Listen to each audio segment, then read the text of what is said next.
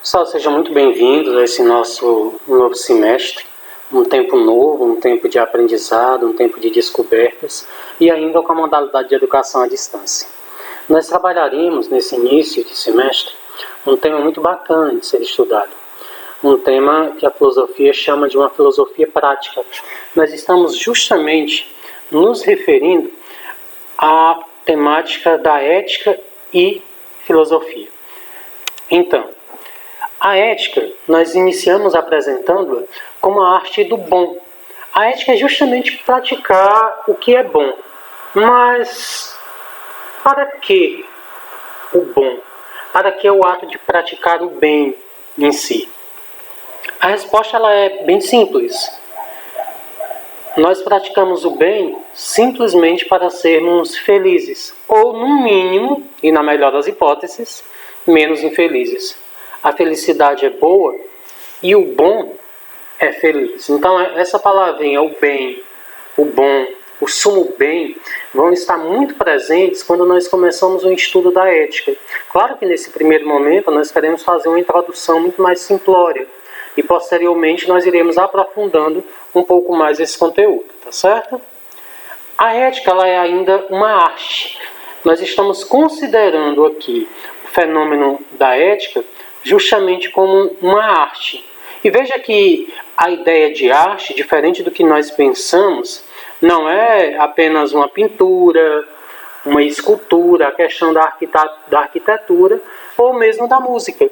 Mas vamos compreender essa dimensão da ética, da arte aqui, como sendo qualquer ato humano que reluz a sublimidade, que reluz justamente a esse movimento de superioridade do ser humano perante tantos outros seres da natureza.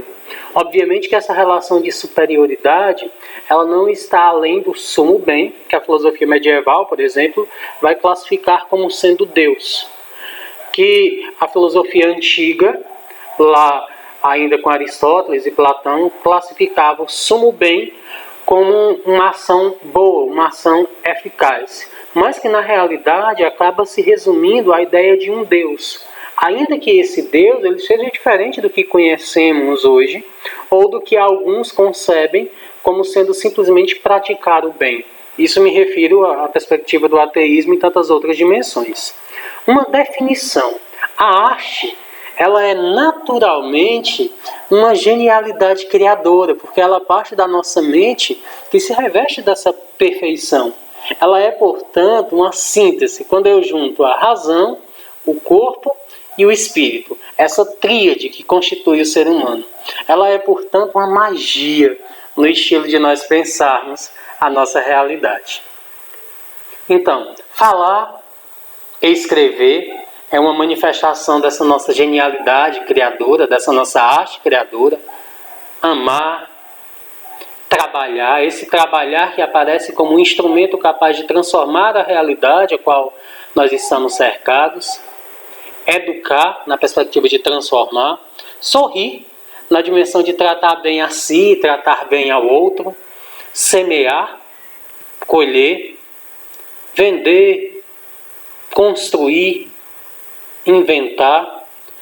Nenhuma ação humana, que isso é interessante que fique bem claro para a gente, nenhuma ação humana que existe, ela não pode ser vivida apenas como uma arte ao pé da letra.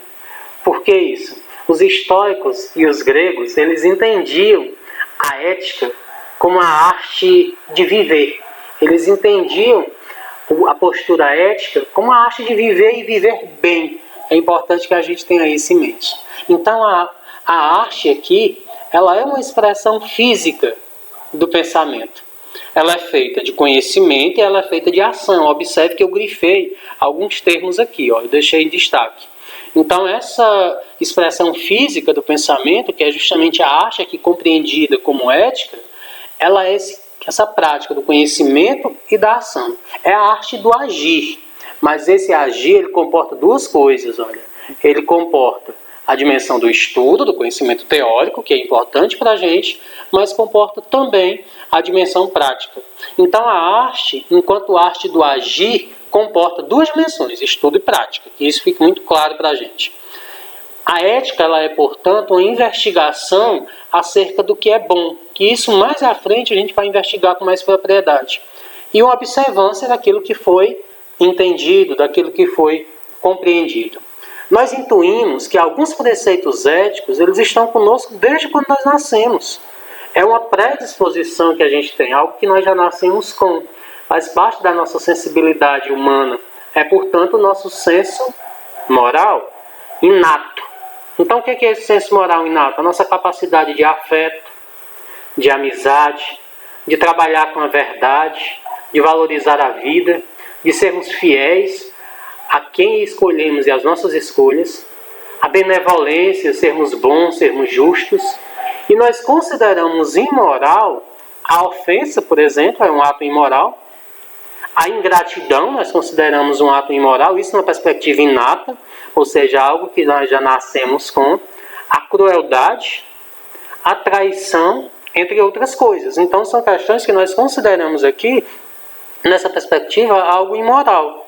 Uma máxima, ou seja, uma expressão forte que nós podemos usar para resumir esse senso moral, é uma expressão de Confúcio, quando ele menciona: não façais ao outro aquilo que não gostarias que seja feito a ti mesmo.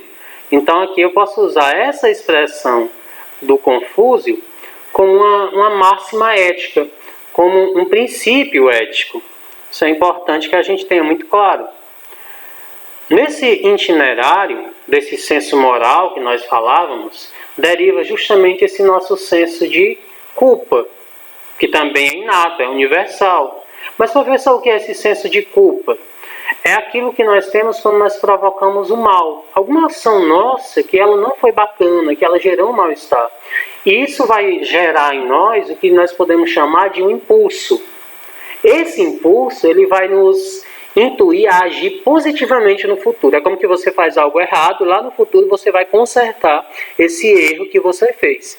Então, a consciência aqui, essa consciência, é importante a gente também deixar essa palavra destacada, do bem e do mal, ela nasce conosco. Então é algo que é inato também a nós. Lembra? Sempre que eu usar a palavra inato, eu estou me referindo àquilo que nós já nascemos com. E nós não podemos fugir dessa consciência. Então o malvado, aquele que pratica um ato imoral, ele pode até fugir de uma punição. Ele pode até fugir da lei. Mas ele não pode fugir da consciência que o morde. Eu usei essa palavrinha morde aqui no sentido de maltratar. Na nossa linguagem bem popular, de nos aperrear, de nos causar um mal-estar. Então, por hoje é essa temática, tá? Muito obrigado a todos. E eu vou deixar essa máxima para a gente aqui. Que fazer o bem seja a nossa máxima, seja a nossa postura ética maior. Então hoje essa introdução mais generalista e posteriormente a gente vai tratar de adentrando a relação filosofia e ética. Um abraço, meus queridos, até breve.